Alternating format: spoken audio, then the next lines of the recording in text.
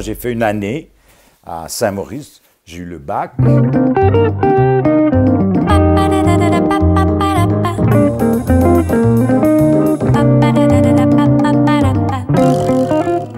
J'avais des très bonnes notes en chimie, en physique, en mathématiques. Et puis j'ai dit, tiens, je veux faire la chimie. Et je suis parti à Neuchâtel. Et puis, je me suis ennuyé. Vraiment, je n'aimais pas du tout, je ne sais pas quoi, ce qui faisait dire à ma mère, qui était une paysanne. Mais notre Martin, quand il a vu qu'il n'y avait pas d'idée dans les éprouvettes, il a quitté. J'ai assisté à un cours de Roland Ruffieux, qui était le prof d'histoire moderne et contemporaine. Là, le cours était sur, il avait appelé ça, je crois, la colonisation, c'était la découverte et la mise en valeur et la colonisation de l'Amérique latine par les Espagnols et par les Portugais. Et ça me touche. Il y avait dans mon village de Chevenay un Espagnol qui était domestique de campagne.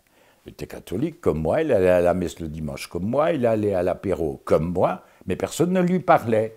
Et comme le hasard veut qu'à l'école de Cru, donc à 20 ans, dans la maison qui s'appelait le foyer du soldat, je tombe sur une grammaire, mais par hasard en espagnol, et je dirais l'envie de nouer des contacts avec ce Pablo, ce domestique de campagne espagnol, qui était seul.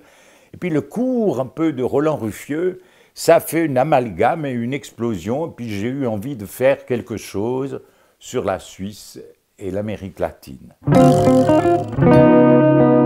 vais faire un aveu que je n'ai jamais fait. C'est que, comment dirais-je, mon esprit et mon cœur ont été, un soir de février, à la bibliothèque de Berne, à la bibliothèque de la bourgeoisie, complètement chaviré, quand une fois je prends par hasard un bouquin, les mémoires d'un Monseigneur Baillet, je crois, c'était un auteur jurassien, qui raconte sur, mettons, 1 ou 2 pages, cette histoire des Suisses à Nova Friburgo. Et dans le contingent des immigrants, de ces 2000 immigrants, il y avait 500 jurassiens. Alors évidemment, ça a fait tilt, j'ai pris feu et je suis parti dans cette aventure.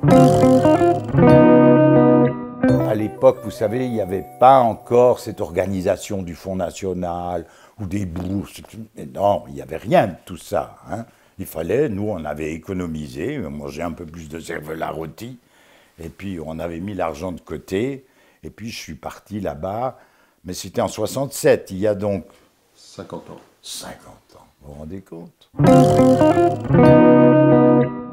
J'arrive à Nova, écoutez, c'est ridicule, c'est con, ça n'a aucun impact, mais je suis frappé par le visage des vieilles femmes. C'était le visage qu'on trouvait chez nous, dans nos campagnes, voilà.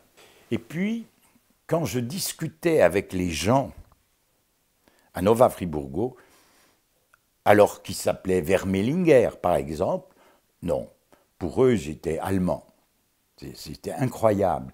Il y a eu un trou de mémoire énorme, ou bien si tu parlais, ben justement avec des gens de chez nous, un patronyme roman, ils étaient français, ils ne savaient plus rien de leur histoire. Enfin, ils ne savaient plus rien. Ils ne savaient rien, c'était le trou. Et c'est ça qui a fait que moi, j'ai dit, mais je veux quand même m'efforcer à retrouver, pas seulement raconter cette histoire, mais à trouver les noms de ces acteurs, hein, les hommes et les femmes et les enfants qui sont partis. Et ça, j'étais conscient hein, que je faisais un travail original, parce que je me disais, mais quelle est la ville qui connaît, en Europe, dans le monde, qui connaît ses premiers habitants. Hein? Paris ne connaît pas, New York ne connaît pas, puis je parlais comme ça. Hein? Et j'étais convaincu, et puis ça a été ça le succès de ma thèse. Je suis envoûté, je suis en même temps tombé amoureux du Brésil, ça c'est évident. Quand je vais revoir avec ma femme Je me rappelle toujours en rentrant du Brésil, le fameux film Orfeu Negro. Mais je pleurais pendant tout le film, quoi. C'était incroyable. Bonjour, monsieur Nicolas. Je m'appelle César Hébert. Je suis la 5e génération de Bernard Murit, le petit enfant qui est arrivé à l'âge de 3 ans en 1819. Donc, d'abord, félicitations pour le livre La jeunesse de Nova Friburgo.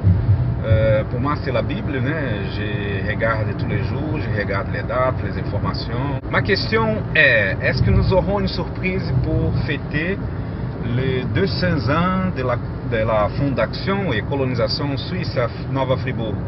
Est-ce que vous avez un nouveau livre ou est-ce que vous avez d'autres projets à nous présenter pour les bicentenaires? Merci beaucoup, bonne journée, au revoir. Je suis touché de cette histoire. Je regarde ça comme une Bible. Moi, je me rappelle d'un monsieur de Fribourg, je crois qu'il s'appelait Gachet, qui était un fonctionnaire fédéral important, qui est mort maintenant, qui était allé à Brasilia, chez des Gachets, et puis à un moment donné de la rencontre, de la soirée, un monsieur là-bas de Brasilia avait apporté une caissette en bois, et dans cette caissette enroulée de beaux tissus, il y avait mon bouquin.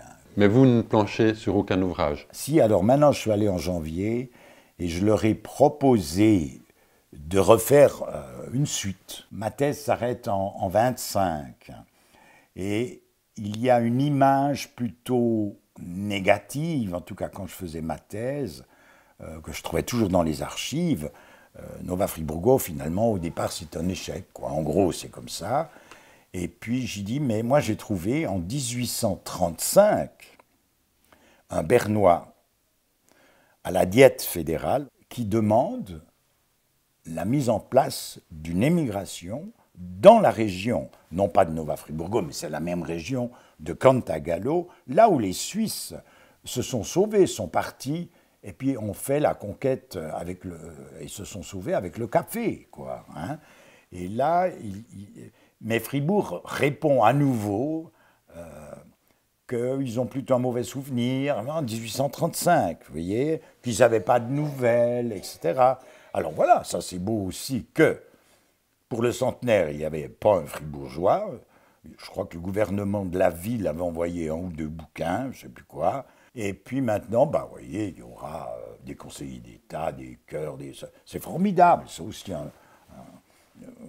un des fruits, quoi, de cette thèse. Mais bah, je le vis bien, quoi, puis je continue d'être passionné, quoi.